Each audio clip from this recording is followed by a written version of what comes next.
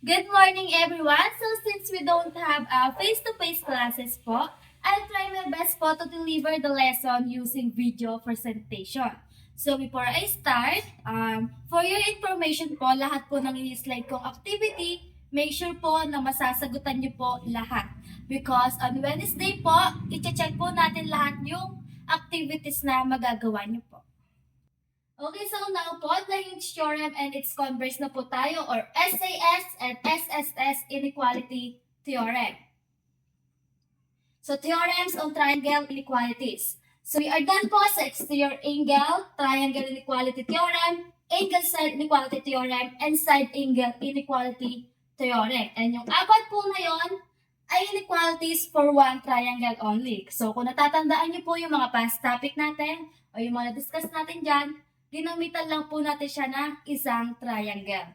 And now po, sa the Hinge Theorem po tayo, yung Hinge Theorem po ay inequalities for two triangles. So, gagamit po tayo dito ng dalawang triangles para magkaroon tayo ng comparison.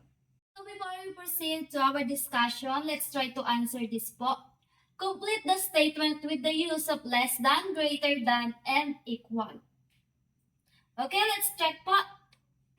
So for number 1, 21 is less than 23. Number 2, 22 is greater than 20.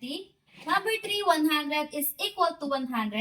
Then number 4, we have 250 is less than 251. And then number 5, we have 40 is greater than 30. Ma'am, ano po ba yung tatlo na yon? Ano po si greater than, si less than, tsaka si equal? So ito po yung mga symbol natin. Si greater than, ganyan po. And then si less than, kabaliktaran ni greater than. Pag ganyan po. And then si equal sign, ayan. So, ma'am, ano po yung greater than tsaka si less than? So, si greater than po ay mas malaki or mas mataas. And then si less than po ay mas mababa or mas maliit. Kaya po sa number 1, bakit po siya less than? Kasi po, mas maliit po si 21 kay 23. While sa number 2, bakit po siya naging greater than? Kasi po, mas malaki or mas mataas yung number na 22 kay 20. And then for number 3, bakit po naging equal? Kasi po, same po sila na 100.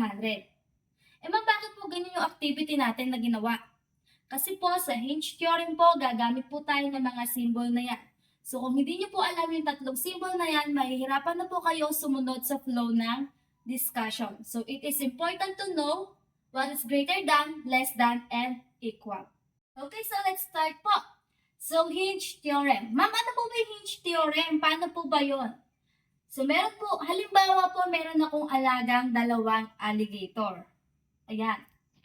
Isang gutom at isang gutom na gutom.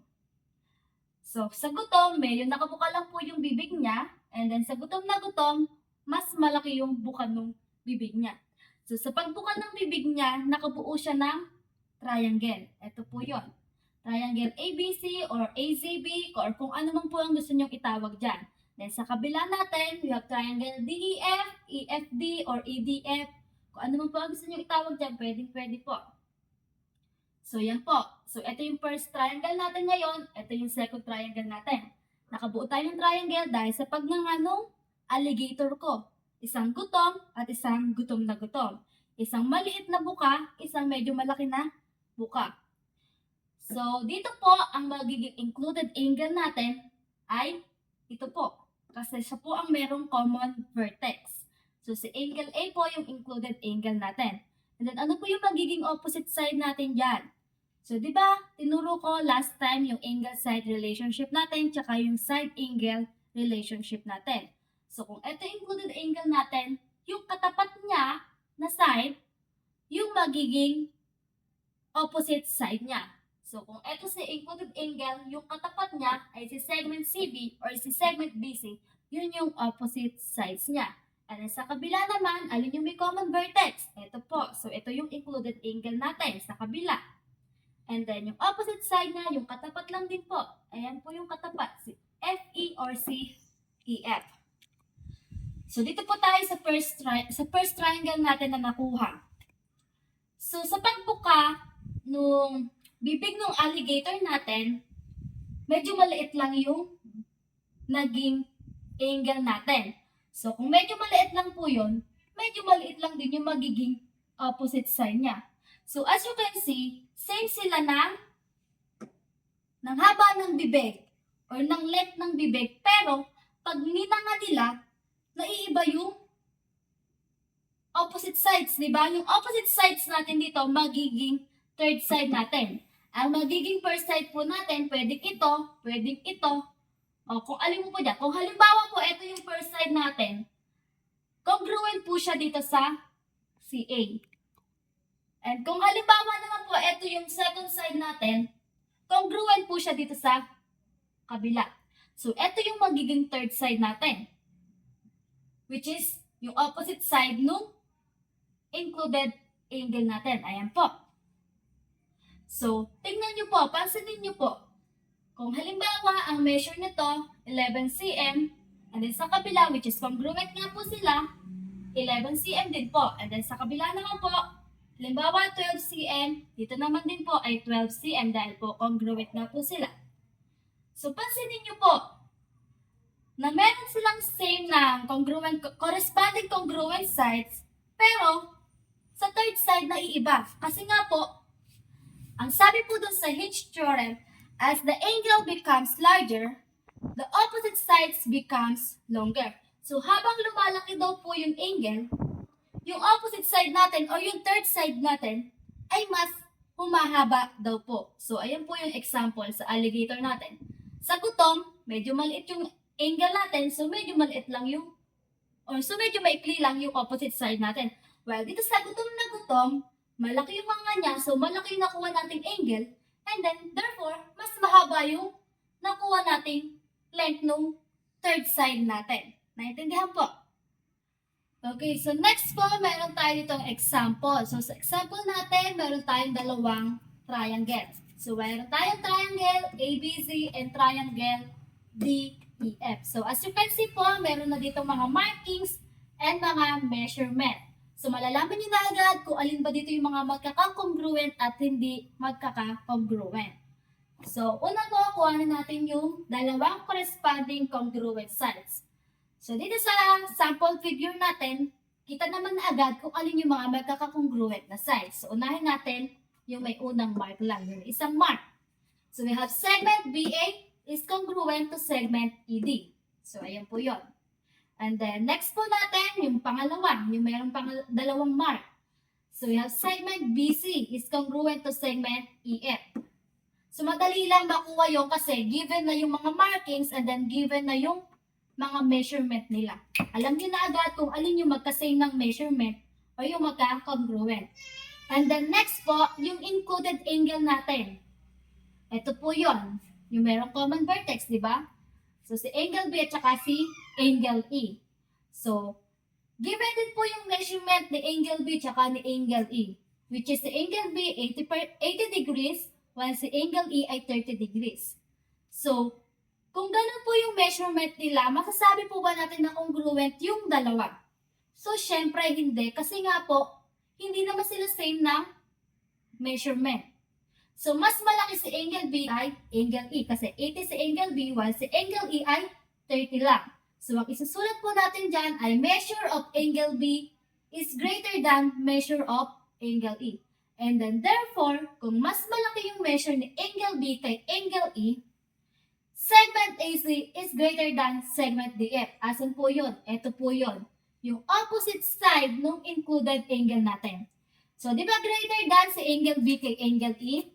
Ibig sabihin, yung opposite side ni angle B ay mas longer kaysa sa opposite side ni angle E. Ito po yun. If two sides of a triangle are congruent to two sides of another triangle, ito po yun. Yung dalawang sides. Included of the angle. And the included angle of the first triangle is greater than the included angle of the second. Ito po yun. Kung mas malaki daw po yung angle ni first triangle kumpara dun sa second triangle natin, then the third side of the first triangle is longer than the third side of the second triangle. Ito po yun. Ibig sabihin daw po, mas mahaba yung magiging third side natin kumpara sa third side ng second triangle natin. Ito po yun. And then, theorem yung na-apply dito. So we have SAS inequality theorem po. Paano po yun, ma'am? Bakit po ganon? So pansinin niyo po, una natin kinuha yung dalawang congruent sides. So side and side. And then next po natin ay yung included angle. Ito yan, di ba? Kasi nga po, bakit po angle ang kinuha natin? Kasi po, ang given dito ay given si angle. Ganun po. So ma'am, bakit po naging SAS? Tingnan niyo po, side, side, tsaka angle. Eh ma'am, bakit po naging inequality? Bakit po hindi naging congruent postulate? Kasi di ba ganun yung topic natin last time, SAS, congruent postulate, SSS, tsaka ASA, ganun, di ba? Kasi nga po, hindi naman, meron tayong hindi magka-congruent dito. Yung dalawang side lang yung congruent, while yung included angle natin, hindi sila same na measurement. Kung tatandaan na sa the Hinge theorem, meron tayong dalawang corresponding congruent side at included angle na hindi magka-same na measurement. So sa Hinge theorem, ang magiging basihan natin dito or yung given dito ay yung measurement nung included angle, hindi yung third side. So ang magiging clue niyo po dyan, ang una niyo pong titignan, ang una niyo pong kukuhanin ay yung two corresponding congruent side, and then next po ay yung included angle niya, and then yung magiging therefore niyo po ay yung third side niyo.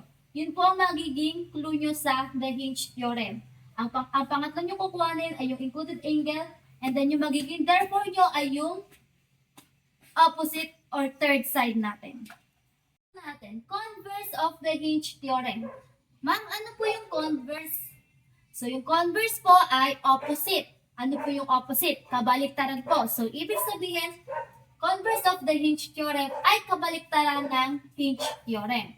So, same po tayo na example, same ng triangle. We have triangle ABC and triangle DEF. So, ang given po dito ay yung measurement ng lahat ng side natin.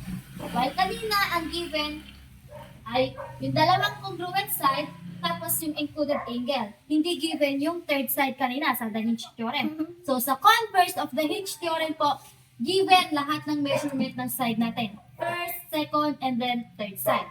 So, ganun lang din po. Kuhanin po natin yung two corresponding congruent side. So, we have segment BA is congruent to segment ED. And then, segment BC is congruent to segment EF.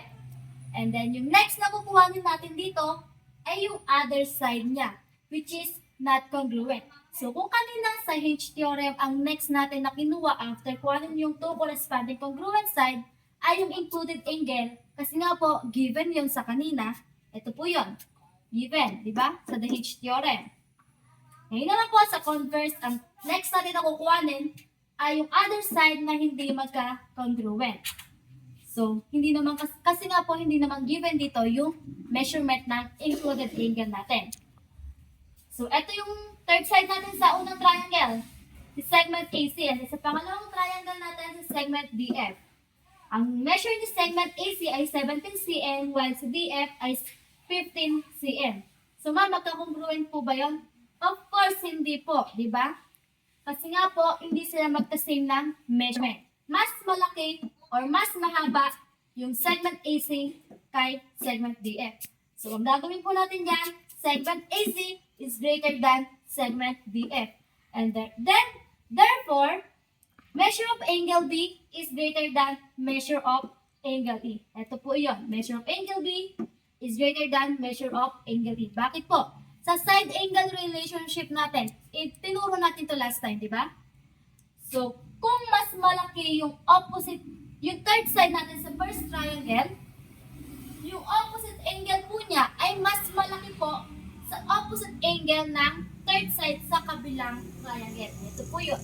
We have measure of angle B is greater than measure of angle E.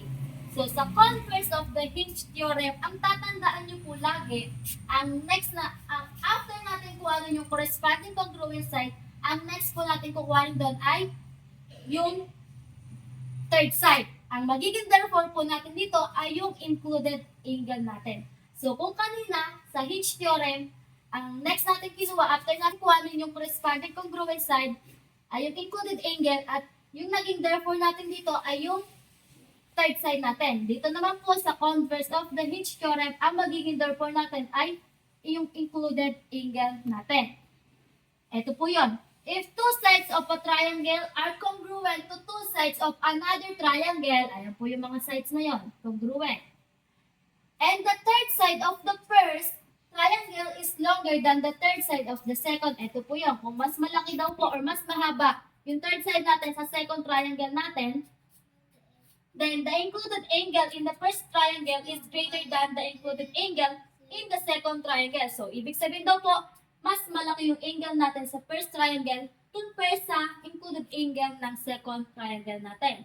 So, kung kanina po sa Hinge theorem, ang inequality theorem na na-apply natin ay SAS, dito naman po sa converse ng Hinge theorem ay SSS inequality theorem. So, as you can see, we have side, side, and then side. Ma'am, bakit po inequality ulit? Bakit po hindi congruent postulate? So, same kanina, meron tayong hindi magka-congruent na side. Kaya po, inequality theorem. Yun po. Lagi niyo pong tatandaan na sa converse of the Hinge theorem, meron tayong dalawang corresponding congruent side at isang side na hindi magka-same ng measurement. Yun po ang kinaibahan niya sa Hinge theorem.